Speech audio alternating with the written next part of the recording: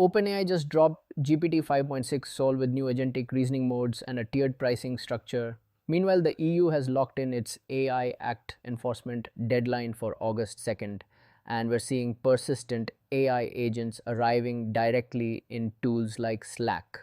No BS AI briefing brought to you by Proactive AI. Welcome back. I'm your host Vikas Sharma, and this is where builders get straightforward AI news without the fluff. All right. Let's dive into some high signal items this week that I think really matter for anyone building with AI. First up, we've got big news from OpenAI. They've launched GPT 5.6 Sol, and this isn't just a bump in version numbers, it's a significant architectural shift. In plain English, OpenAI unveiled GPT 5.6 Sol with a couple of variants, Terra and Luna. The big news is that Sol itself adds a new max reasoning mode and, even more interestingly, an ultra mode that uses subagents. So instead of one monolithic model trying to do everything, it can now break down tasks and coordinate smaller AI subagents to tackle complex problems. This model also sets a new state of the art on Terminal Bench 2.1, which focuses on command line workflows and shows improvements in specific domains like biology and cybersecurity tasks. For builders, this is huge. That agentic architecture using subagents means you can now envision and build far more complex product automations without needing to orchestrate every step yourself. Think about multi-step data processing or intricate customer support flows. Plus, the tiered pricing, but Sol at $5 or $30 per $1,000,000 tokens, Terra at $250 or $15, and Luna at $1, $6, really lets you match the cost and performance to the specific task. Don't need the ultra mode for a simple summarization. Use Luna and save a ton. And if that wasn't enough, OpenAI also announced a Cerebras hardware launch coming in July, targeting an impressive 750 tokens per second throughput. This signals that they're getting serious about infrastructure readiness for high volume real world deployments. So, from complex agentic workflows to cost optimized tiers and serious throughput, there's a lot to unpack here. Next, GitHub is also making big moves, releasing MI Code 1 Flash and a new Copilot SDK specifically for enterprise agents. What happened here is that MI Code 1 Flash is now generally available for Copilot Business and enterprise users. This model is engineered for speed and enterprise grade reliability, meaning your developers can expect faster, more consistent code suggestions and completions, especially within iterative agent workflows. But perhaps even more impactful for builders is the integration into GitHub Desktop 3.6, which now incorporates Copilot for tasks like crafting commit messages or resolving those annoying merge conflicts. This comes via a new SDK that offers crucial capabilities like model selection and, critically, bring your own key or BYOK. This is a game changer for enterprises that need specific controls over their data and model usage. The new enterprise settings also include strict known marketplaces, which lets organizations restrict the plugins developers can use, further enhancing security and compliance.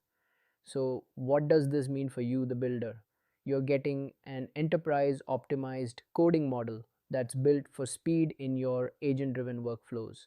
That unified SDK simplifies the process of embedding multi model agents directly into your existing development tools and flows, making them more seamless. And for engineering leaders, those new governance controls are invaluable for improving your production security posture and managing model access, which we all know is becoming increasingly vital. Also, Anthropic is shaking things up in the collaboration space by launching Claude Tag, their new Slack native persistent AI agent. This is pretty cool. The beta of Claude Tag introduces an AI teammate that basically lives in your shared Slack channels. Unlike a chatbot that you invoke for a single interaction, Claude Tag maintains context across conversations, can run multi-step tasks using various tools, and then posts its results directly into relevant threads. It even has an optional ambient mode, so it's always listening, always ready to assist, without you having to explicitly ping it every time. It's available for Claude Enterprise and Team customers. For builders, this is a significant step towards truly persistent, context-aware automation. right inside your team's communication hub. Imagine an AI that tracks project progress, summarizes long discussions, or proactively pulls up relevant documentation based on ongoing conversations. It's a turnkey deployment too, which means you don't need to build custom integrations to get this AI assistant working within your Slack ecosystem. Ultimately, this type of always on agent can drastically reduce context switching for your team and significantly boost overall efficiency, freeing up human team members for higher value work. Now, shifting gears to policy, the EU AI Act enforcement deadline has been confirmed for August 2, 2026. Law 360 reports that EU institutions have reached a provisional omnibus agreement that addresses many of the implementation challenges previously discussed.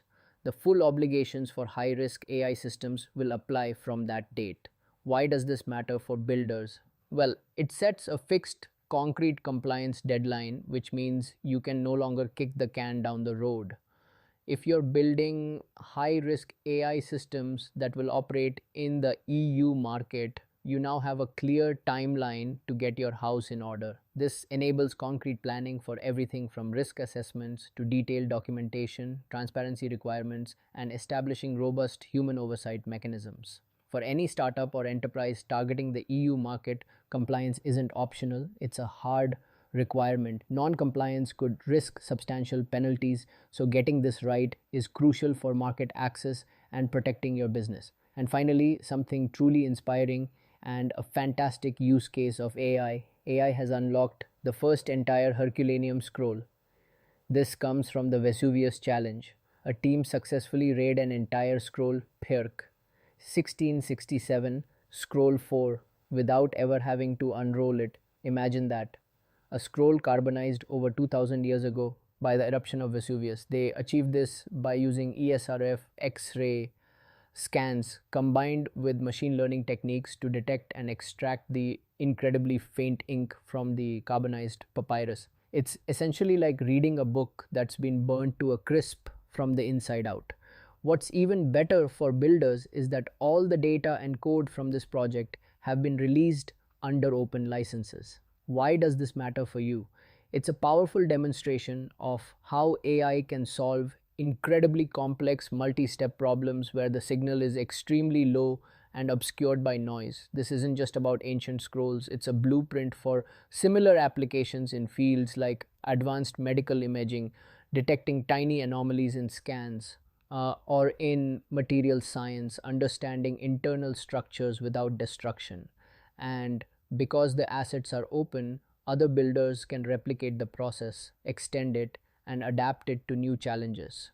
It's real world impact that's tangible, and it goes far beyond just generating text or images. Pretty incredible, isn't it? All right. For our deep dive today, I want to zero in on that OpenAI GPT 5.6 Sol launch, specifically focusing on this new agentic model tier system and its broader product impact. This, to me, is the most important story in the batch because it really signals a profound shift in how we'll be building with AI. We're moving towards sophisticated multi-model architectures where builders have to consciously match the capability and cost of the AI to the specific task at hand. What happened is that OpenAI didn't just release a faster, smarter model. They essentially rolled out an entire new product line within GPT 5.6 Sol.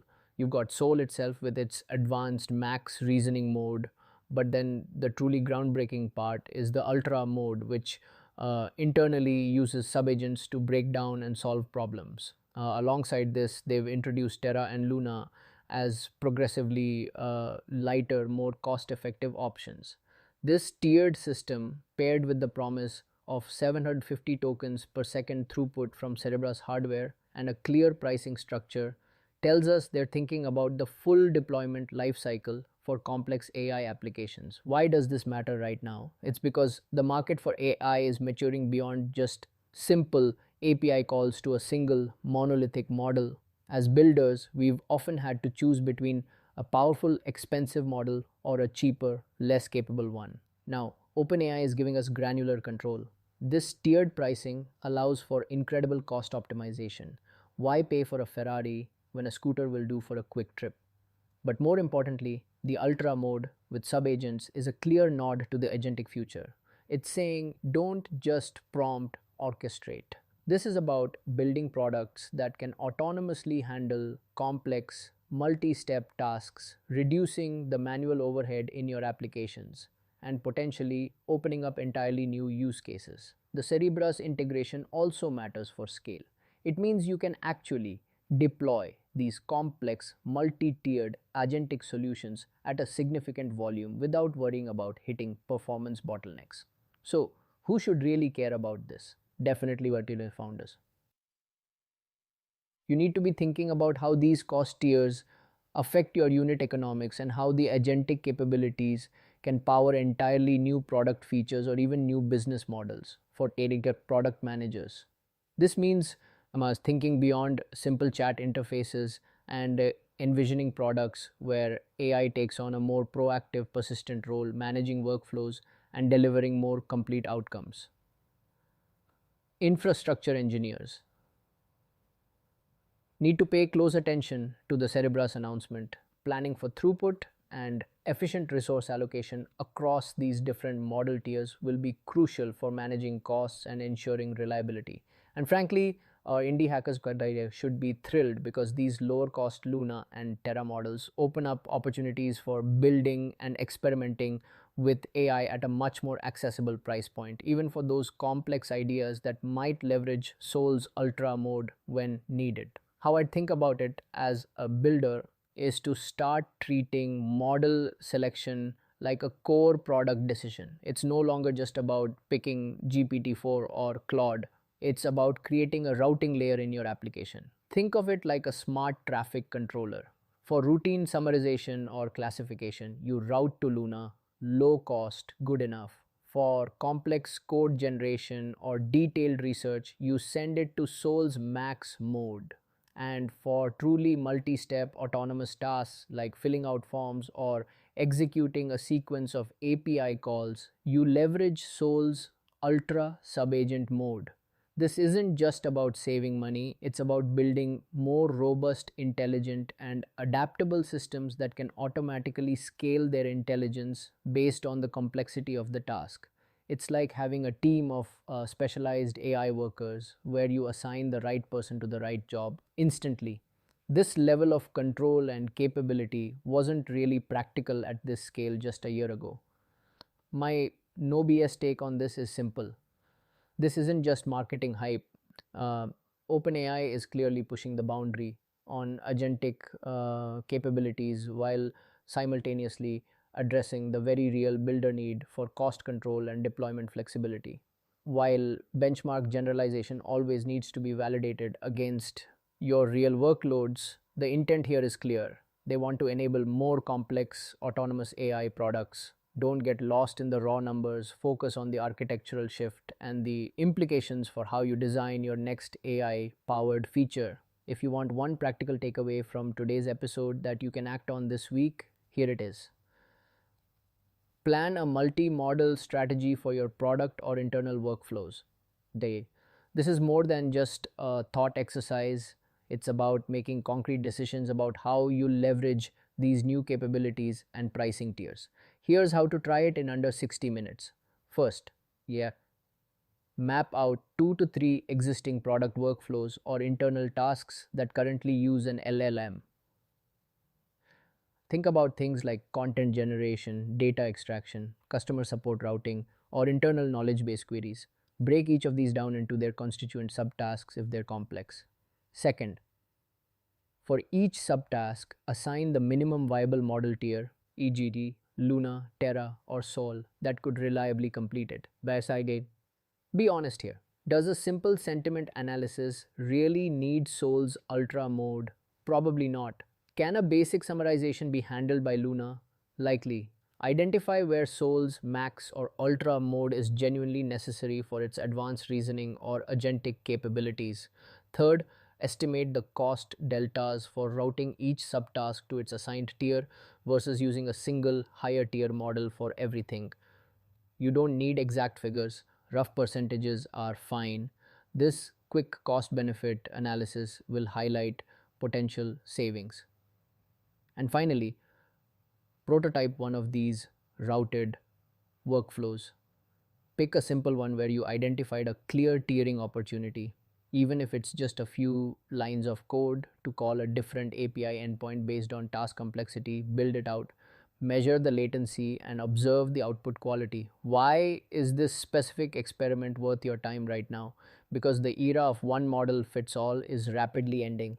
This move by OpenAI and likely others to follow means that optimizing your model usage isn't just about efficiency, it's a strategic decision that impacts your product's performance, cost effectiveness, and your ability to build truly intelligent agentic features. By proactively planning a multi model strategy, you're not just saving money, you're building future proof, adaptable AI applications that are ready for the next wave of innovation. Seriously, try this. That's it for today's No BS AI briefing. If this helped, follow the show in your podcast app and share it with one builder you know. And if you've got questions or topics you want covered, connect with me on LinkedIn and send them over. See you in the next briefing.